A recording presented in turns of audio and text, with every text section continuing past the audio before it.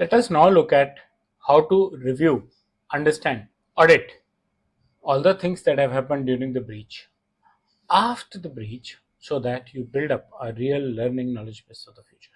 Welcome to my YouTube channel where you regularly see new content on data privacy. We are going to talk about post-breach learnings today under DPDP Act. Closure is not the end. Just because a breach had happened and you have closed the report, you know why it happened, you have contained the impact, you have even documented it. Does it end up there? No, it does not. Anything that has gone wrong does not end up over there, because you need to learn and understand how to make sure that it does not go wrong again to that extent. Containment is just an operational closure. You need to ensure that the repetition does not happen. Review is a governance closure, but you also need to understand that the system is to be closed only when you have done a complete scrutiny and implemented corrective measures to ensure that the problem is not repeated. Remember, closure is not the end. It is the next level of learnings that start from there. Why reviews matter? DPDP also says, well, we are not want to depend on postmortems. We want you to do a proper thorough analysis study, make sure that next time things are better. They expect institutional learnings. They want to ensure that failures are not repeated again, because repeated failures simply signify negligence. They don't want to leave future for accidents. Patterns matter, so does the understanding. Right? Both of the things are important. A DPDP incident review is like, it's not a witch hunt or a forensic replay or a legal defense memo. It is a governance lens. It is not for you to prove to auditors. It is not for you to prove to principals. It is first to prove to yourself that you have learned something and that you are doing to ensure that this problem is not repeated again in your system.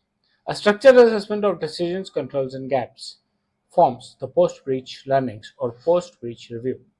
Auditors and regulators look for, was the review even done? Was it timely done, or was it like, we'll do it later? Were there any gaps identified? If yes, what changes were done and what changes were recorded to mitigate the fact that no gaps are there, so that the situation does not get repeated? Were the controls also updated or not? Learnings from any mistake, learnings from any bad experience lead to actions if you really want to take it. And you should ideally take learnings from every bad experience to ensure that you make your life easier for the next time. Implement them. Reviews are skipped once the setup is up. It does happen many a times. I said in the previous lecture also, I'm tired, I've been working for last 3 days. Now I go to take a rest for a couple of days. And then I get busy in the next set of activities, good or bad. Reviews are forgotten. Findings are documented sometimes, but they're not even implemented. So when auditor will come, I'll tell them, see my wonderful report. But is it operational now? No. Same issue therefore can have the chances of coming up again. Same incident would repeat. Human errors are used as a placeholder, not as a corrective measure, not as something that will resolve my issue forever. Repetition of issues is a bigger risk than the fact that you have learned from an issue. Incidents and responses matter. What changes after an incident or response matters more than just the incident or response. Learning proves maturity. Be clear about it. Do learn from any incident, do learn from any bad experience in life that you have, so that you keep yourself safe next time, and do apply this learning on the DPDP Act also, on privacy also.